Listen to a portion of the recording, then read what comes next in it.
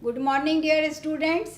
मैं पुष्पा झा, आपकी विज्ञान शिक्षिका, फिर से आपके समक्ष आई हूँ। हम लोग कर रहे हैं धातु और अधातु चैप्टर हम लोग कर रहे हैं। इसके अंतर्गत अब धातुओं का निष्कर्षण और जो है अयस्क का सांद्रण करके और की ड्रेसिंग हो गई है और वो अब निष्कर्षण के लिए तैयार है। इसके बारे में आज हम लोग करेंगे। अब मैं आपको एक बात बताऊं कि जैसे कि आप गोल्ड देखते हैं चारों तरफ, तो गोल्ड के लोग ऑर्नामेंट्स पहनती है महिलाएं, प्लैटिनम की भी पहनती है उजला उजला। तो ये सब आपको दिखाई पड़ता है और शौक भी रहते हैं लड़कियों को इसके बारे में। तो ऐसा है कि हमारे प्रोफेसर कहते थे कि गोल्ड जो है वो येलो मेटल हमारे रिज़र्व के लिए, हमारे देश की इकोनॉमी के लिए है, और प्लैटिनम जो है वाइट मेटल वो पहनने के लिए है, और ऑस्मियम जो हेवीएस्ट मेटल है जिसकी खोज करनी है और जो बहुत ही कीमती धातु माना जाता है, तो इसको खोजना है।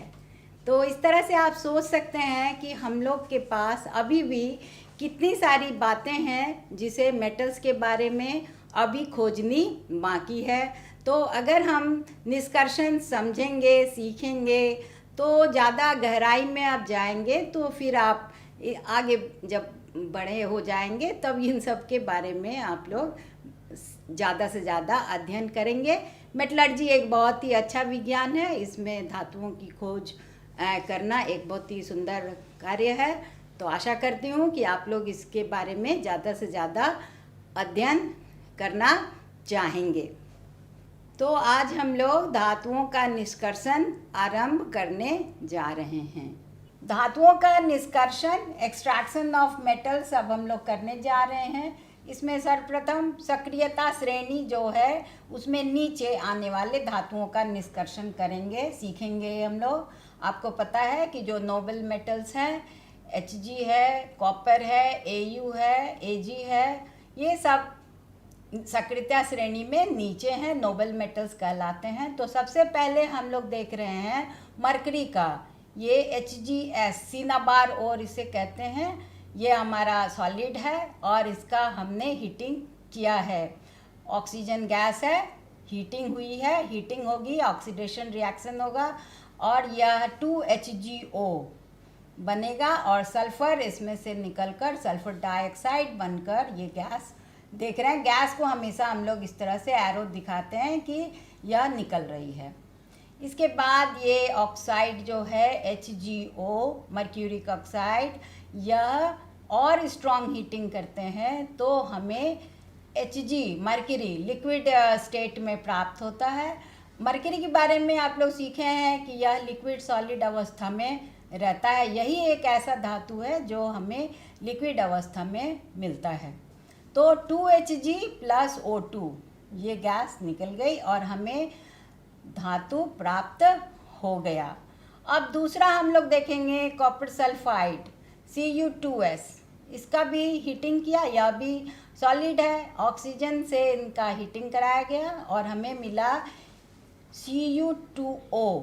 यह सबसे बड़ा रिड्यूसिंग एजेंट माना जाता है और इसमें सल्फर डाइऑक्साइड गैस निकल गई है।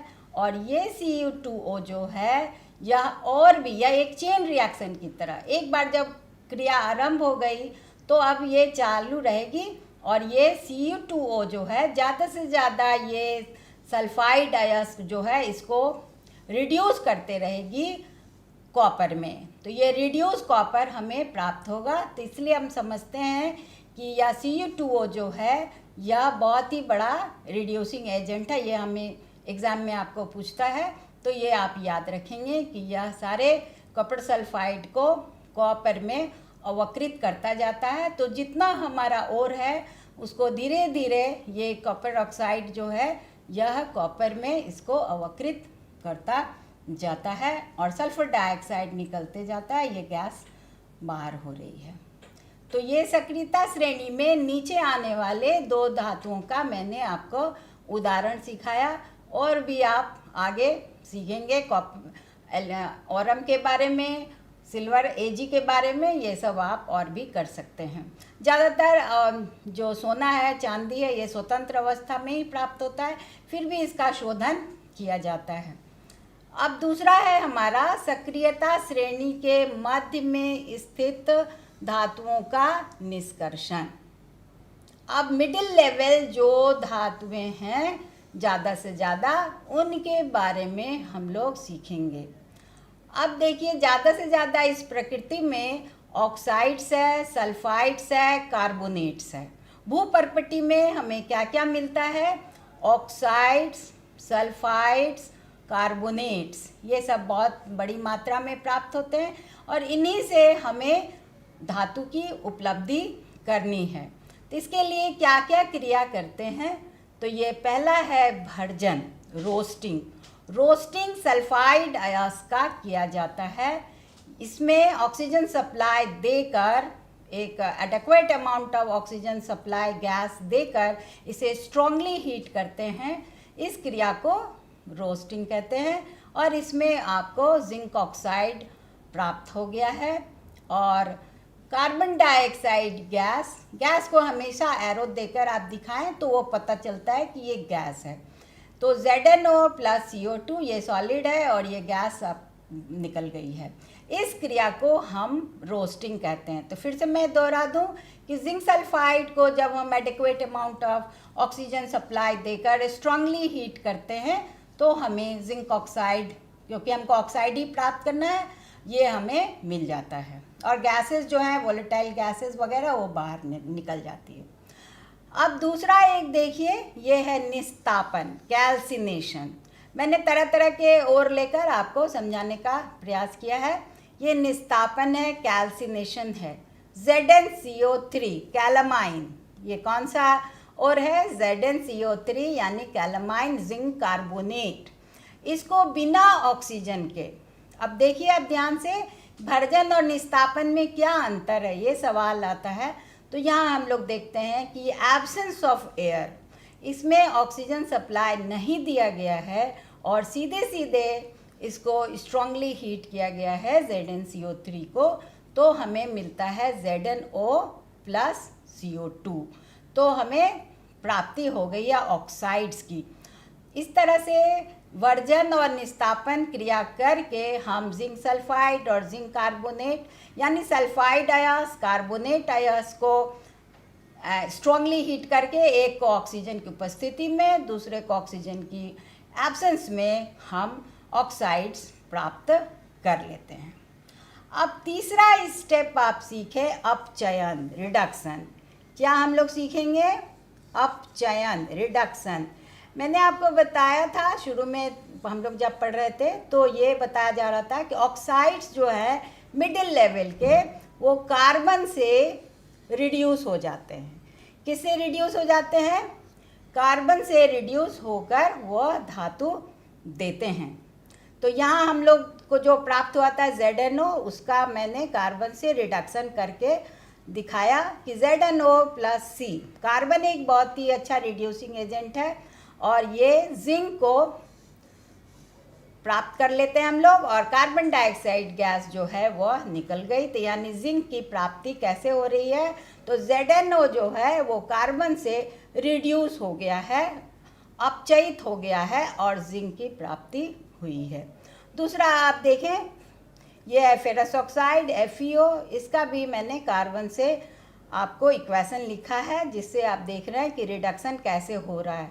ये FeO Fe में कन्वर्ट हो गया धातु में और कार्बन मोनोऑक्साइड गैस इसमें निकल रही है। फिर तीसरा आप देखें, कॉपर ऑक्साइड।